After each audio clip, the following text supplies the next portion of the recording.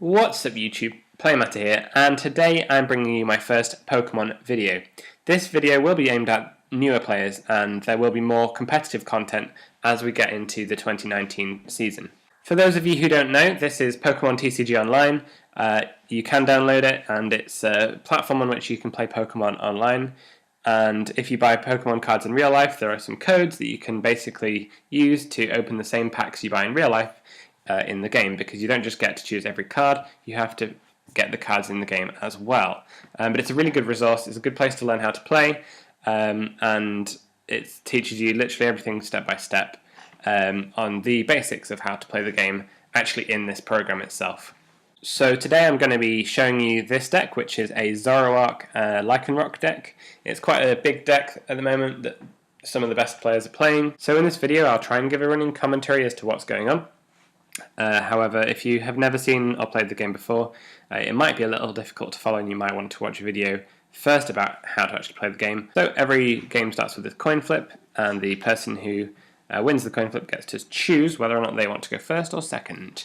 Going first is quite a big advantage, so almost everybody goes first.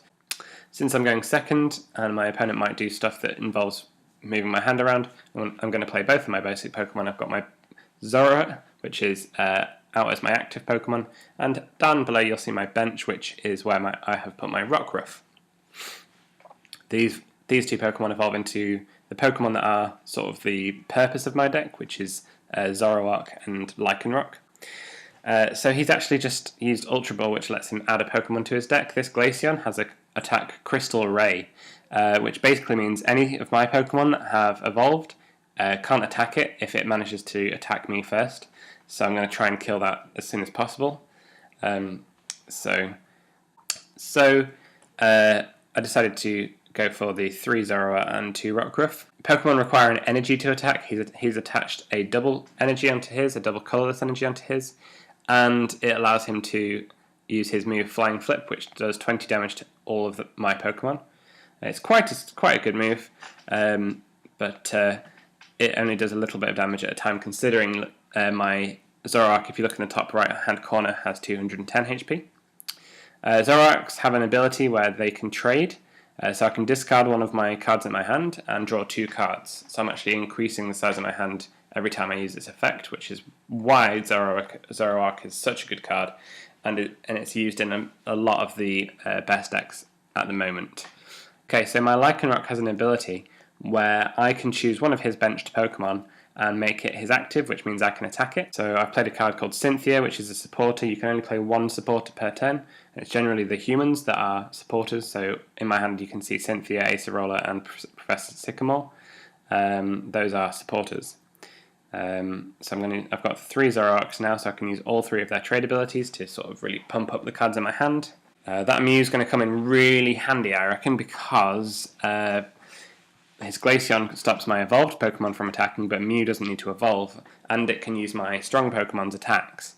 So unfortunately I didn't draw anything that was going to let me attack him, and now he's probably going to be able to draw into a double colour energy, which means he'll be able to use his Crystal Ray and stop my evolved Pokemon from attacking. So he's got that in his hand straight away. That's a bit unlucky for me. So just whilst a couple of things going on, I now can't attack with my evolved Pokemon at all, so I'm going to have to figure out how to attack either the Tapu Koko instead, his electric Pokemon that you can see on the bench, or use Mew to attack his Glaceon. And basically, the game of Pokemon ends when either player has run out of Pokemon or has run out of prize cards. And every time you kill a Pokemon, or defeat a Pokemon, by reducing its HP to 0, you get a prize card. If you defeat an EX or GX Pokemon, then you actually get 2 prize cards.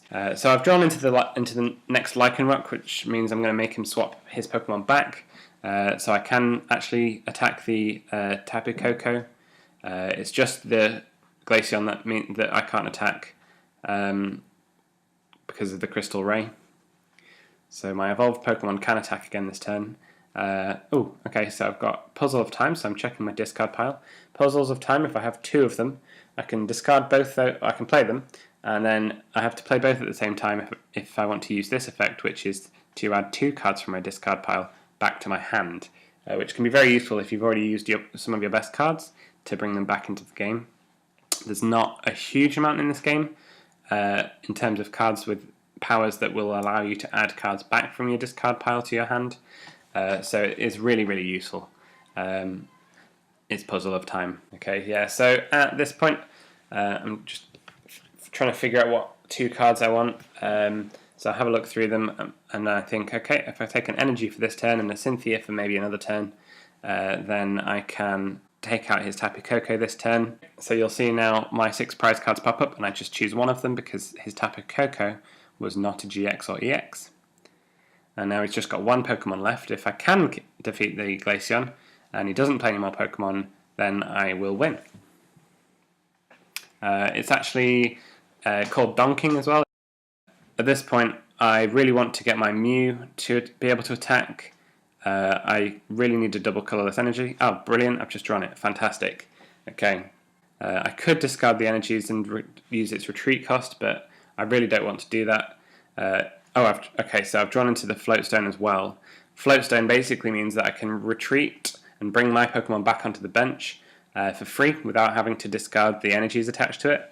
So some of this might be going over your heads, and I'm sorry if there's also more experienced players watching who are getting bored of me talking about the basics. As I said, I will be bringing out loads more competitive content in the future. He's trying to defend himself a little bit. He's made me swap out for a Lycanroc that doesn't have a Floatstone on it, doesn't have any energy on it, and he's hoping that I can't defeat him.